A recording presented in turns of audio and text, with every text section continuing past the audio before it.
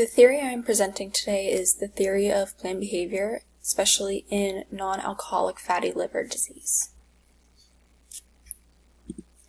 Some background on non-alcoholic fatty liver disease: it's the formation of fat on the liver, and some behavioral modifications are diet and exercise, and comorbidities that are often associated with this disease is diabetes and metabolic syndrome, and it is a metabolic syndrome as well. So what is the theory of planned behavior?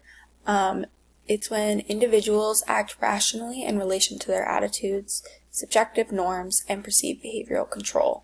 There are three main factors, which are belief of consequences of behaviors, or the behavioral belief, belief in normative expectations, the normative belief, and the belief of the factors that influence or obstruct behavior performance, which is the control beliefs. People may not be communicating a specific attitude, but it will still influence their decision-making behavior. The largest subsets are listed here, so it starts with attitude, or the desire to change, making a favorable or unfavorable benefit of the change. Intention is the motivational factors towards the behavior change. Social and subjective norms are how a society observes a behavior.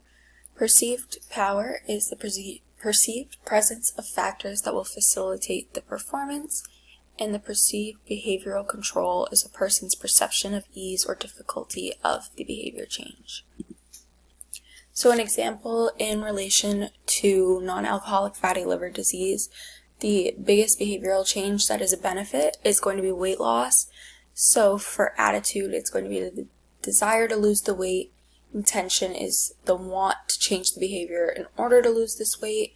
The social and subjective norms is how society preserves obesity and exercise. Perceived power is the perceived outcome of how and when they will lose the weight. And perceived behavioral control is the perception how easy or difficult the behavior change will be in order to lose weight. And there are my sources.